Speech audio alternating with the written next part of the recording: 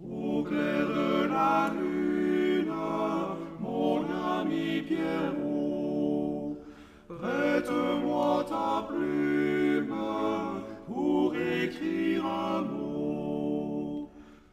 Une fantaisie d'Armand Sylvestre, Je n'ai plus de le Lunium. Ouvre-moi ta porte pour l'amour de Dieu. Un rude savant tout de même, le docteur Ivan Peterson, des deux facultés de Moscou et de New York. Astronomie, médecine, chimie, géométrie, il savait tout, et particulièrement le reste, qui est l'essentiel. Entendons, s'il vous plaît, par le reste, l'art précieux, fécond et tout à fait divin de se ficher du monde.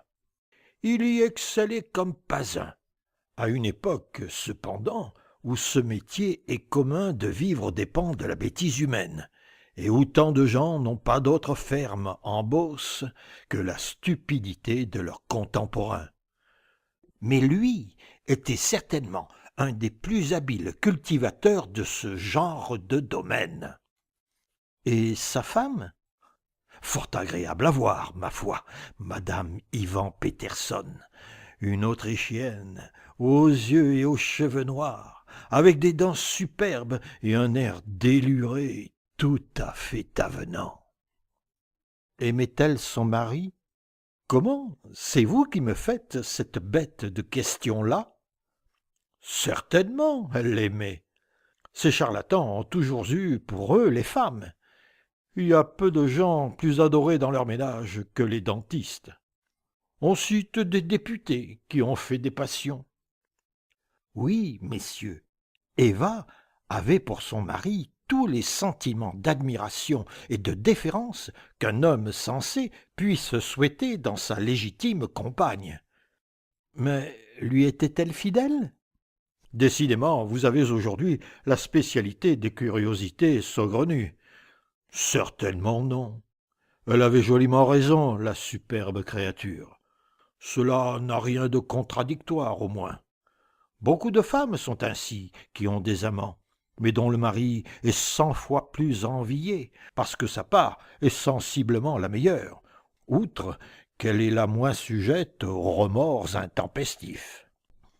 Une de ces beautés du divorce est certainement qu'il permet aux amants constants de goûter à leur tour les légitimes douceurs de la possession officielle, bien que la loi ait fait de son mieux pour empêcher ce sublime résultat.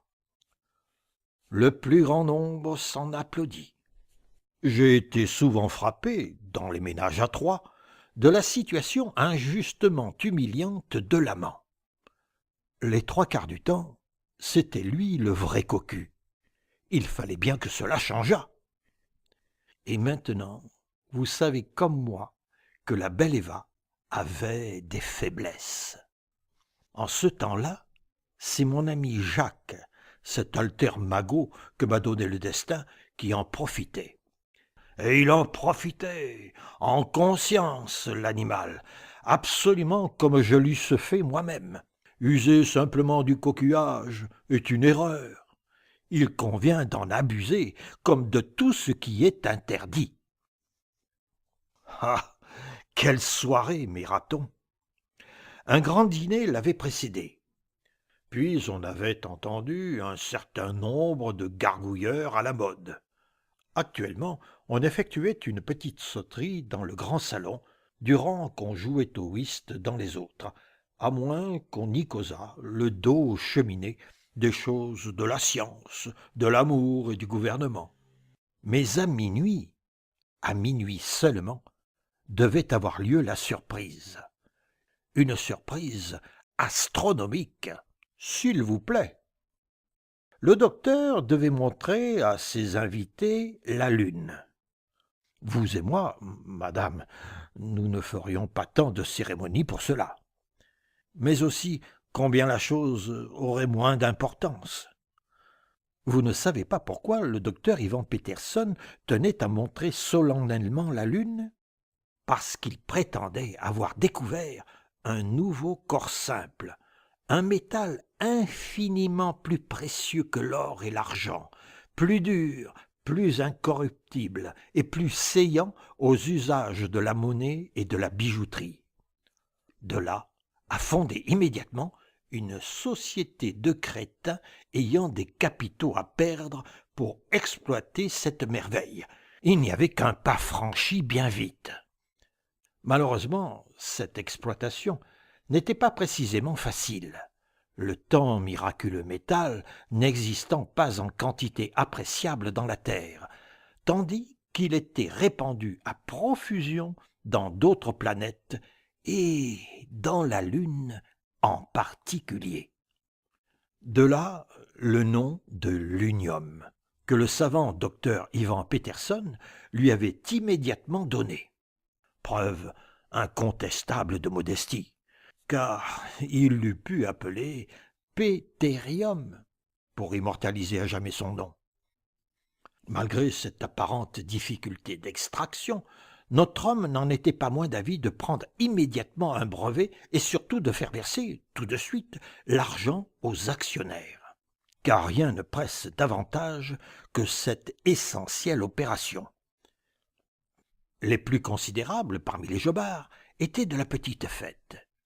Et c'était, pour eux surtout, qu'une magnifique projection électrique du globe monstrueux qui fut jadis habité par l'âme de Phébé devait être faite au moyen des procédés les plus puissants.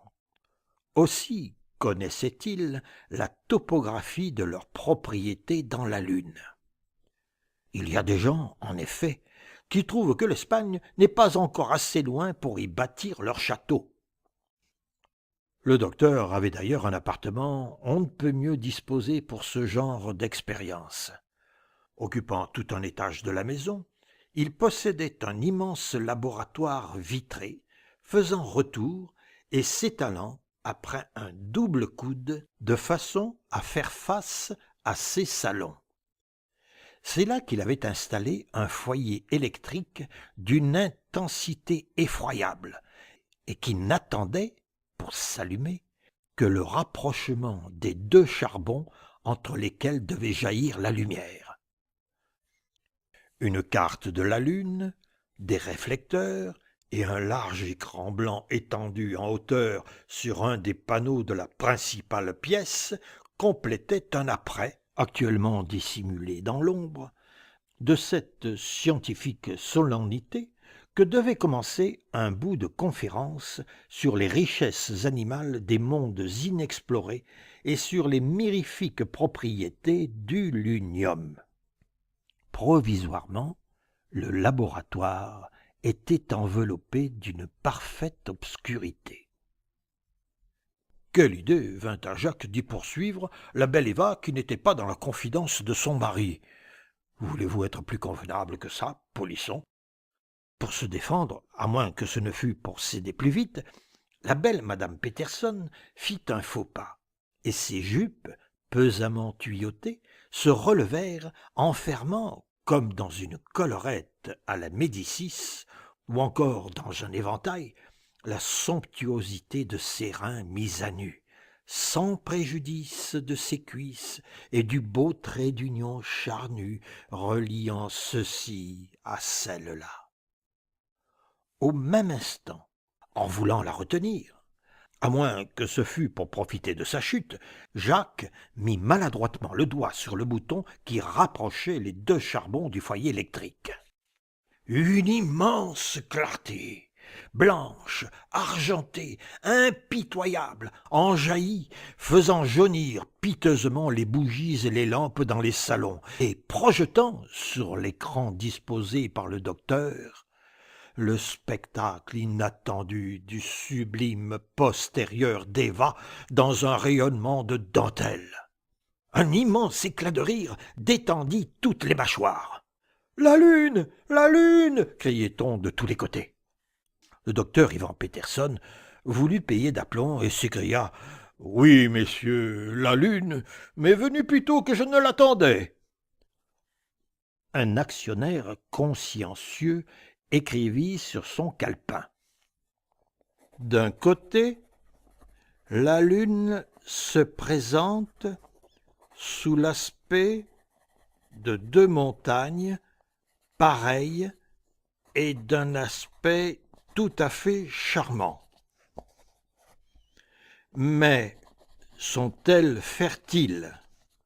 Tout me porte à croire que le fameux lunium que nous cherchons, et qui est ce qu'il y a de plus précieux au monde, est de l'autre côté.